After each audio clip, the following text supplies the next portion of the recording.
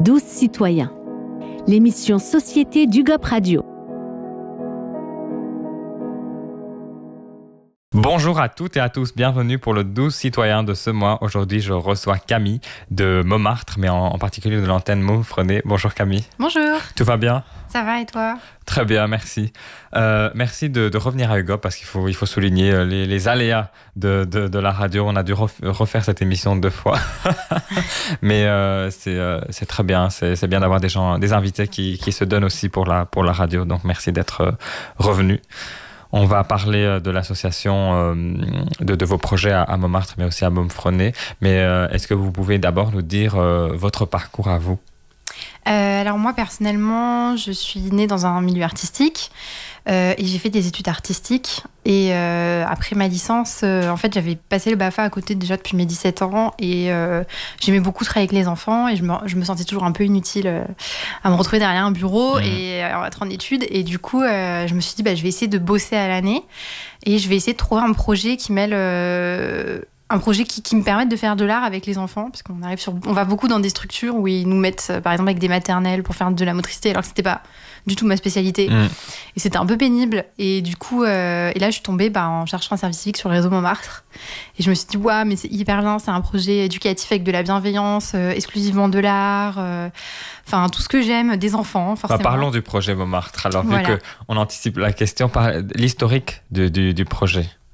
Alors, l'historique du projet, c'est Chantal Minguenet qui a ouvert il y a 24 ans, bientôt, je pense. La première structure à Mom 18, donc qui s'appelait Montmartre à l'époque, dans le 18e. Et d'où l'origine du nom de l'association. Exactement. Et en fait, elle est partie d'un constat, en se retrouvant maman solo, qu'elle avait 2 filles à gérer et que l'école fermait quand même à 18h, ce qui était plutôt tôt, et que ça ne se conciliait pas avec une vie professionnelle. Et que du coup ça mettait quand même en précarité les mamans solo, voire des fois les papas solo finalement aussi qui peuvent être concernés, mais bon, les chiffres montrent qu'il y en a moins. Et il n'y avait pas d'activité avec un vrai apport artistique plus quoi. Ouais. Avec de la démarche de projet artistique et tout ça. Donc elle a dit là j'ai rien du coup, donc j'y vais. Je peux pas avoir d'autres pour travailler, donc je vais créer ce concept. Et donc la première structure a ouvert comme ça. Donc le principe c'est qu'il y ait des horaires élargis, qu'il y a un temps artistique avec un artiste intervenant et qu'il y a un petit temps d'aide aux devoirs aussi parce qu'on ouvre donc jusqu'à 19h30 le soir. Et ça fait un peu tard pour faire les devoirs à la maison avec les parents. Et c'est plutôt, on est là pour aider les parents aussi. Et donc, qui profitent plus de leurs enfants à 19h30, à manger, à passer un temps ensemble, à lire des histoires, voilà. Plutôt que de s'embêter avec les devoirs en plus en rentrant, qui peuvent souvent être un moment pénible. Tout à fait. Et donc, l'axe, on l'a bien compris de l'axe de la spécialité et l'axe aussi de cette association, c'est ce côté artistique, cette focale mise sur les projets dans lesquels les enfants vont participer pour produire, que ce soit des peintures, des sculptures. Alors, le principe, c'est qu'on fait des activités effectivement exclusivement artistiques. Ça peut être danse, théâtre, peinture, sculpture, tout ce qui... Ça peut être même de la radio. Tout ce qui est du domaine artistique. Après, on fait 1 heure d'atelier tous les soirs et on se base sur de la pédagogie exclusivement bienveillante. Donc on a un cadre pour les enfants, mais c'est un cadre bienveillant. Quand ils font une bêtise, on sanctionne la bêtise, donc ils doivent la réparer. On les met pas au coin, des choses comme ça. C'est un autre type de pédagogie de ce qu'on a connu ailleurs. Voilà. Ou dans mon temps, je dis. Voilà, normalement ça se fait plus trop tout ça, mais nous on met vraiment le mot bienveillant là-dessus et positif surtout. Et l'idée c'est aussi donc c'est une démarche de projet, donc les ateliers vont durer plusieurs séances. Par exemple, de vacances à vacances, tous les lundis soirs il peut y avoir une thématique avec un artiste. Par exemple, ça peut être l'aquarelle avec une intervenante comme Laetitia Serrano sur tout un cycle, et ça dure plusieurs séances. Donc ils apprennent la technique, ils apprennent à faire. Il y a une thématique qui peut être l'égalité homme-femme, qui peut être la philanthropie, qui peut être l'écologie. Et donc à la fin, en fait, ils ont des valeurs ajoutées à travers l'art. Ils ont appris une technique, ils ont des connaissances en plus, des connaissances culturelles aussi. Des fois, il y a des sorties culturelles qui s'intègrent au projet. Et à la fin, donc à chaque fin de cycle, il y a un vernissage où les parents sont invités et les enfants exposent ce qu'ils ont fait. Donc c'est toute la semaine qui est exposée. Donc tous les enfants du lundi, mardi, mercredi, jeudi, vendredi qui exposent tous en même temps. Et les parents, ils peuvent venir découvrir ce qu'ils ont fait. Et du coup, les enfants sont hyper fiers d'eux. L'idée, c'est de travailler leur confiance en eux et qu'ils peuvent présenter à leurs parents ce qu'ils ont fait et parler des artistes qu'ils ont appris, parler de la technique qu'ils ont apprise et qu'ils puissent aussi reproduire à la maison, puisqu'il y a un petit contrat qui est passé avec les parents. C'est qu'en échange qu'ils viennent sur notre structure, les parents doivent s'impliquer dans les vernissages, c'est-à-dire participer, venir, mais ils doivent aussi proposer aux enfants de pouvoir continuer à la maison si les enfants le demandent. Ah oui, comment ils font ça? Si c'est de la peinture, ils doivent acheter tout le matériel et faire... Oui, alors évidemment, on n'est pas derrière pour vérifier, ça marche pas dans 100% des cas. J'ai déjà eu un papa qui avait même pas de feuilles et de feutres, donc j'ai dit à la papa, il va falloir acheter des feutres et des feuilles quand même, au moins à la maison, parce que là, on n'est pas trop dans le... Oui, mais c'est important aussi de travailler à la maison sur le côté créatif des enfants, que ce soit pas que à l'association. Et on évite de dire travailler, on dit s'amuser. S'amuser, ok. Parce que le travail, c'est très connoté, c'est très négatif pour les enfants, c'est très l'école. Et nous, on essaye un petit peu d'être donc sur de l'éducation populaire où en fait, on s'amuse à travers l'art et on apprend à travers l'art de façon ludique. Ok, je ne savais pas que... C'est une nouvelle vision des choses. Ça ne veut pas dire que travailler est forcément négatif, mais en tout cas, les enfants, pour beaucoup, pour le moment. C'est pas des devoirs, c'est s'amuser, venir à l'association. Donc, des fois, on peut dire le mot travailler parce que ça reste un automatisme dans notre langage, mais on essaye de dire qu'on s'amuse. Oui, ça passe plus facilement pour des enfants après les cours et après les devoirs. C'est ça, quand ils n'en peuvent plus de l'école et on leur dit qu'il faut encore travailler. Alors là, psychologiquement, pour eux, ils se disent oh mon Dieu, au secours. Si on leur présente comme ça ne fonctionne pas. Oui, c'est vrai qu'il faut faire ça stratégiquement. Exactement. Mais donc, vous avez fait un parcours artistique, raconté. Vous avez touché un peu à différents milieux de l'art, donc vous avez été dans l'audiovisuel aussi. Alors moi, personnellement, j'ai des parents qui sont auteurs de bande dessinée, j'ai grandi à Angoulême, donc déjà j'ai baigné là-dedans. Derrière, j'ai fait un bac art appliqué, un bac art plastique, une mise à niveau en art appliqué. Derrière, je suis partie en BTS design graphique, option numérique. Et derrière, j'ai fait une licence professionnelle en audiovisuel. Donc vous êtes à fond dans le thème de l'association. Voilà. Et c'est ce qui a tapé dans l'œil, quand vous avez vu le thème. Ouais. C'était que pour moi l'art c'est hyper important en fait, on n'apprend pas assez aux enfants que l'art c'est important. Avant les gens ne savaient pas lire et donc tout passait à travers l'art pour apprendre des choses. Par exemple, à l'époque la science existait peu, en tout cas il y a toute une partie de l'histoire où ils ont un peu effacé et du coup la seule chose qui existait c'était Dieu, la religion, et donc pour éduquer le peuple à tout ça on décorait les cathédrales et si les cathédrales sont décorées à l'intérieur et à l'extérieur avec des fresques, c'est effectivement pour apprendre la Bible aux personnes qui ne savaient pas lire. Et donc, ils n'avaient que ce moyen-là. Les vitraux, les façades, ils n'avaient que ce moyen-là pour apprendre. Et il y avait beaucoup de peintures, en fait. Aujourd'hui, c'est très blanc. Parce que petit à petit, les peintures sont dégradées. Mais en fait, c'était rempli de peintures, justement, pour que les gens apprennent. Et aussi, le tableau de la Méduse, j'en parlais la dernière fois, du coup. Mais maintenant, je vais avoir tout l'interview en tête. Toutes les infos sont mémorisées. Le radeau de la Méduse, par exemple, c'était un scandale d'État à l'époque. Donc, j'ai pas révisé ma fiche, mais du coup, en fait, c'est quand même le roi qui avait un peu abandonné ses navires et du coup, il y a des marins qui avaient été obligés de recourir au cannibalisme, qui étaient morts en mer. Enfin, c'était une histoire assez atroce. Et du coup, les peuples qui savaient pas forcément lire, pour la plupart, l'idée c'était que le tableau en fait retranscrive ça. Et du coup, c'était aussi pour éduquer le peuple et parler de scandale d'État au peuple, même si c'était pas forcément accessible à tous peut-être cette peinture, mais en tout cas, à travers l'art, on a déjà fait passer des messages, on a déjà fait passer des scandales d'État et ça a toujours existé et c'est grâce à ça qu'on a éduqué les peuples. Alors, ça fait très peu de temps que les gens sont alphabètes, mais déjà tout le monde ne l'est pas forcément et en plus... c'est hyper important de lire, mais du coup de savoir que l'art, ça a été aussi important pendant longtemps et ça a véhiculé beaucoup de messages. C'est important de le savoir et c'est important aussi d'offrir aux enfants cette possibilité. À savoir aussi que l'art, selon les types d'art et selon les parties du cerveau qu'on veut développer, ça sert beaucoup. On sait que la musique peut aider à l'empathie et surtout aussi à apprendre à la concentration. Les enfants qui font du solfège et de la musique conservatoire ont souvent des meilleures notes scolairement. Donc ça aide vraiment en fait de faire de l'art. Juste avant vous, on recevait un musicien, il sera content de l'apprendre. Ça a été prouvé. C'était disait justement qu'il a de la facilité à l'école et donc peut-être que c'est grâce à ces années de musique. Moi j'ai fait du solfège jusqu'en CM2, j'étais dans une classe CHAM, horaire aménagé, et j'avais de bien meilleures notes. Ah, c'est grâce à la musique. Et quand je suis arrivée au collège et que j'ai arrêté, j'ai vu mes notes chuter drastiquement. Ah oui. C'est scientifiquement prouvé alors. Mais non, mais de toute façon, il y a les recherches qui le disent et même le président, quand il arrivait à la présidence, avec sa femme, ils avaient comme projet justement de mettre beaucoup plus de musique parce que ça a aidé les enfants pour tout ça. Bon, on n'a pas entendu reparler depuis. Ils ont mis le théâtre à la place. Mais c'est bien aussi le théâtre. C'est bien aussi le théâtre. c'est autre chose. C'est une autre forme Mais d'art. je pense que ça c'est une autre forme d'art. Je pense que c'est bien de proposer au moins deux types d'art aux enfants aussi, parce que le théâtre c'est pas facile pour tout le monde. On va en parler, en parler justement parce que vous en proposez pas mal aux enfants à Montfrenet. Mais donc Montfrenet, parlez-nous-en. C'est l'antenne ici dans le 12e. Ouais, alors on est pourquoi dans le 12e. Montfrenet? Alors on est dans le 12e et en fait on est place Henri Freinet en face de la gare de Lyon. Et du coup j'ai pas trop expliqué en fait le déroulé vraiment d'une soirée. Comment ça fonctionne, c'est ça, si des parents qui nous écoutent sont intéressés. Voilà. Donc en fait, on est à place Henri Freinet et on a des écoles qui sont à moins de 15 minutes à pied de la structure.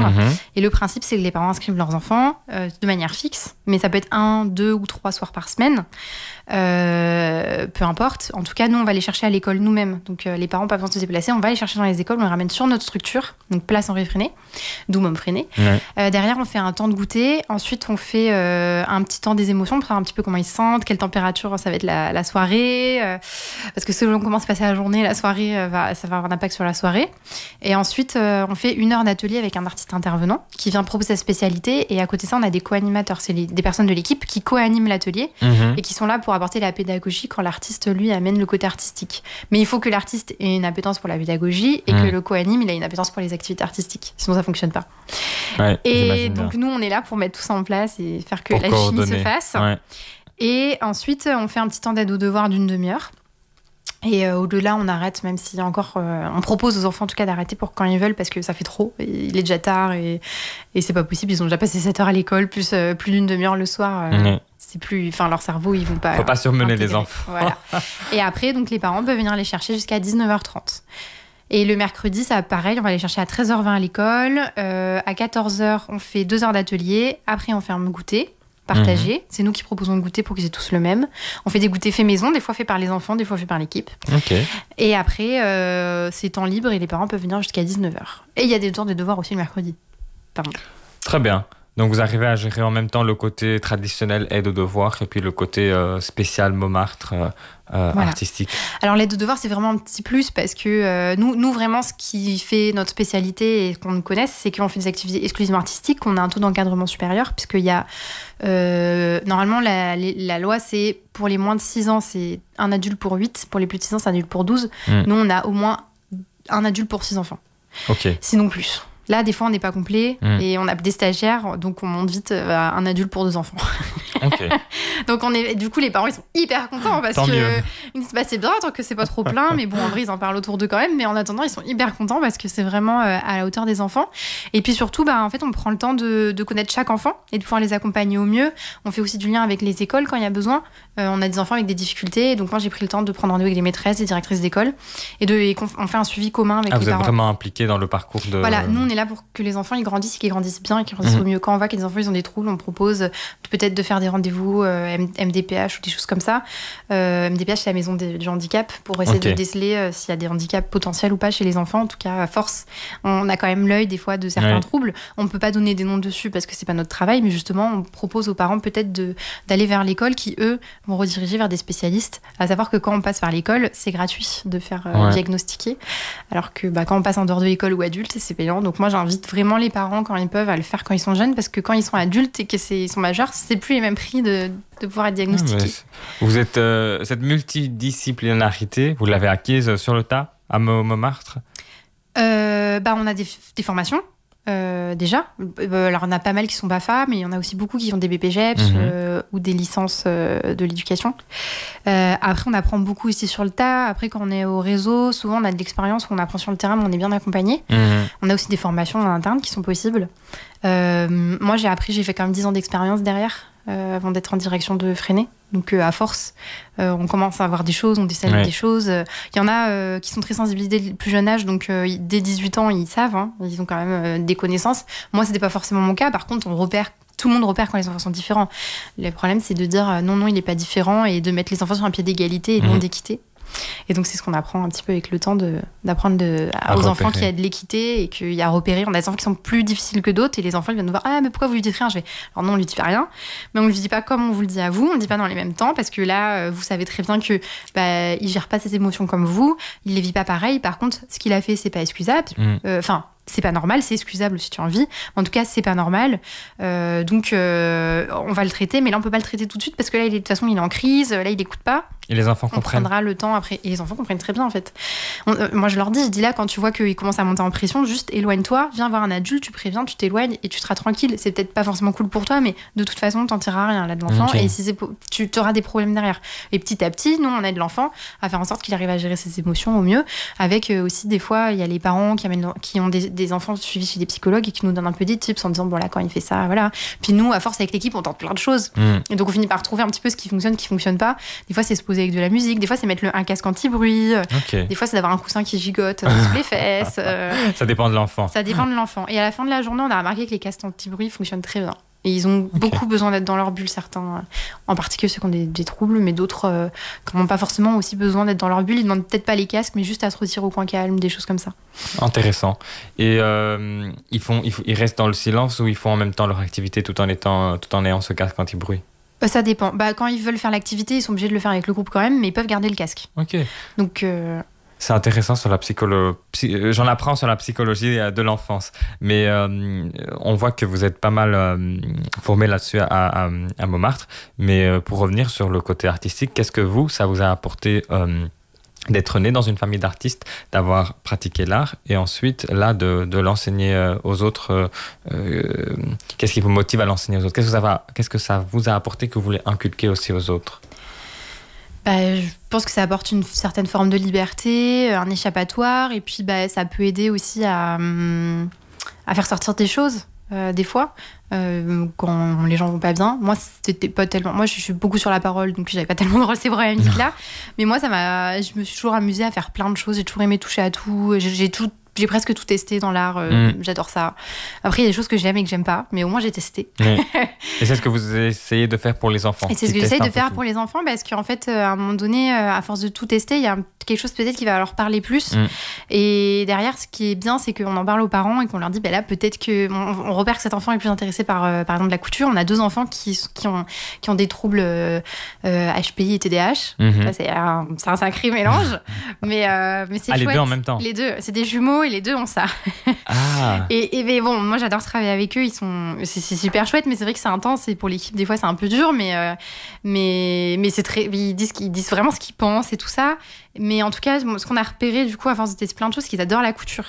Et donc, par exemple, on a dit aux parents, peut-être que essayer si possible, c'est pas toujours possible malheureusement pour les parents, mais d'essayer de trouver des cours de couture pour eux, peut-être des stages de couture sur les vacances, des choses comme ça, parce que vraiment, c'est le truc qui les accroche, quoi. Ouais, c'est bien de trouver le talent tôt, quoi, de dénicher le talent tôt. Outre le talent, c'est ce qui les intéresse. Parce que pour l'instant, ils n'ont pas fait grand-chose. Donc, est-ce que j'ai pas... Enfin, ils ont surtout cousu des petits livres, des choses comme ça. Donc, pour l'instant, je n'ai pas forcément... Mais là où ils trouvent le goût aussi, quoi. Mais en tout cas, le goût est là et ça, c'est le plus important. Outre le talent, parce qu'il y a des enfants qui peuvent avoir un talent pour quelque chose, mais s'ils n'ont pas envie, c'est là qu'il y en a qui peuvent forcer et ça vaut pas le coup. Il faut qu'ils aient le goût pour. Et c'est comme les personnes qui travaillent dans le dessin. Il y a des gens qui ont le talent pour, mais en fait, ils travaillent pas et du coup, ça n'aboutit à rien. Ouais. Et il y en a qui n'ont pas le talent, mais par contre, ils bossent comme des fous. Et une fois adulte, ça paye, quoi. Ouais, tout à fait. Et il y en a qui ont le talent qui bossent et ça fonctionne aussi, mais je veux dire, voilà, il y a le talent ne fait vraiment pas tout. Et j'ai vraiment des contre-exemples autour de moi qui font que, voilà, il faut qu'ils trouvent quelque chose qui les motive, qui leur donne envie. On a une petite qui a fait pas mal de théâtre sur la structure et qui finalement s'est inscrite à des cours de théâtre et qui adore ça, quoi. Ah, génial. Et il y en a d'autres qui aiment ça et qui demandent à en faire et ils osent pas malgré tout faire les représentations. C'est marrant parce qu'ils demandent à leurs parents, est-ce que je peux faire du théâtre? Et quand arrive la représentation au vernissage, ils veulent plus, ils ont peur. Le trac. Le trac. Et dans les anciennes promos, vous en avez qui se sont finalement orientés vers l'art? Alors moi, j'ai pas assez de recul sur le réseau. Enfin, j'aurais eu du recul à Bordeaux, mais ça a malheureusement fermé. Donc du coup, je sais pas et j'y suis pas restée très longtemps. Mais Bondy, pareil. J'ai pas assez de recul moi, mais il y en a, oui, qui... Par exemple, Guillaume Diop, qui est danseur étoile. Oui, vous m'en aviez... Voilà. C'est ça que j'attendais. Je suis en train de réfléchir. On en vient, mais oui, effectivement. Par exemple, Guillaume Diop, qui est aujourd'hui danseur étoile, est passé par le réseau Montmartre. Voilà. Alors, est-ce qu'on lui a donné la place, par exemple? Bien sûr, bien sûr. En tout tout cas, part de Montmartre. voilà, on lui a appris que l'art c'était important et il a trouvé son appétence dans la danse classique et c'est chouette. Oui, Et mais j'espère c'est bien depuis la petite enfance de commencer à éduquer les enfants à tout ce qui est artistique. Moi, j'aurais bien aimé avoir ça en tout cas, mais je pense que c'est... Moi, j'aurais adoré avoir ça. Voilà. Moi, j'étais dans un centre de loisirs où vraiment c'était l'enfer. Quand j'étais petite, je détestais y aller. Et je pense que c'est une vraie revanche de me dire je suis restée dans un centre et les enfants ils se plaisent chez nous. Vraiment, c'est les belle. parents ils disent ils veulent pas partir le soir, ils en parlent tout le temps, ils sont trop contents de revenir. Et ça, c'est pas une dans belle 100% des revanche. cas, soyons honnêtes, mais dans 90-95% des cas, ce qui je pense beaucoup plus dans certains centres de loisirs. Et ce que je disais la dernière fois, je conseille aux parents de lire les projets pédagogiques Oui, des c'est ça. structures. Vraiment. Tout le Voir- texte. Voilà, et voir un petit peu si c'est sérieux ou pas, quoi. Oui, et vous avez des astuces de repérage en lisant ça? Bah, il faut voir que ce soit pas trop ouvert, quoi. Les objectifs, faut qu'ils soient un petit peu vraiment Précis. ciblés, précis. Par exemple, permettre l'autonomisation des enfants et pas dire plus ou dire bah ils apprennent à se laver les mains. Bah oui, en fait, on leur lave pas les mains aux enfants de toute façon un par un, donc forcément ils sont obligés de se laver les mains tout seuls. Donc oui, ça c'est de l'autonomie concrète qui existe. Il faut Voilà. que les objectifs soient plus clairs, plus précis. Voilà. Mais vous avez dit aussi que vous cherchez pas mal d'intervenants artistiques et que ça, c'est un peu votre défi au sein de l'association de... Oui, on a un service hors les murs en fait qui propose des artistes intervenants sur, par exemple, dans des collèges, des lycées, ils répondent à des appels d'offres et ils proposent des artistes qu'on a au réseau là-dessus. On a également un service formation au réseau Montmartre qui permet de former les professionnels dans le domaine de l'animation, mais aussi de l'éducation, parce qu'on a un contrat avec l'État normalement pour former des profs aux pratiques artistiques, bien sûr, ce qui nous concerne. Et à la fin, les enfants peuvent... donc, ils apprennent. Ouais. De la part ils prennent les savoirs des experts et ensuite ils peuvent s'amuser. Ils peuvent restituer en tout cas ce qu'ils ont fait à leurs parents et après ils peuvent continuer chez eux et faire un vernissage s'amuser. aussi à la fin du mois. Exactement. Alors à la fin de chaque session, donc c'est tous les 2 mois, avant chaque vacances on a un vernissage et à chaque stage de vacances on a un vernissage. Et ça leur fait du bien. Et ça leur fait du bien, et ça fait du bien à ceux qui viennent, et il y a à manger, il y a des activités loisirs partagées. J'invite tous ceux qui écoutent à venir participer à nos vernissages. Soit ils nous appellent pour savoir quand c'est, soit on communique nous sur les réseaux sociaux et ils viennent quand ils veulent. C'est ouvert à tous et c'est un moment de partage avec tout le monde. Et s'ils veulent venir rencontrer l'équipe, découvrir les locaux, ils sont les bienvenus. Ils peuvent appeler, envoyer des mails ou venir nous rencontrer directement sur la structure, rencontrer l'équipe et les locaux.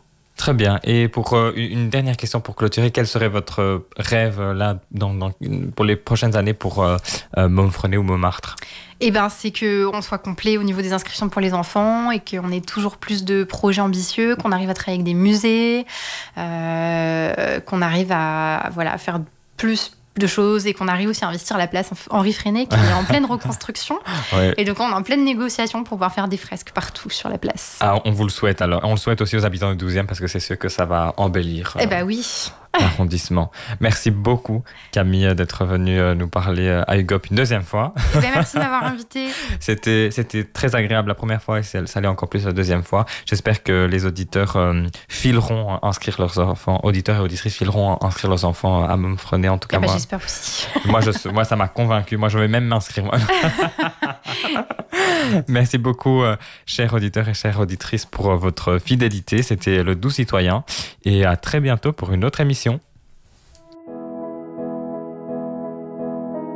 12 citoyens. L'émission Société d'UGOP Radio.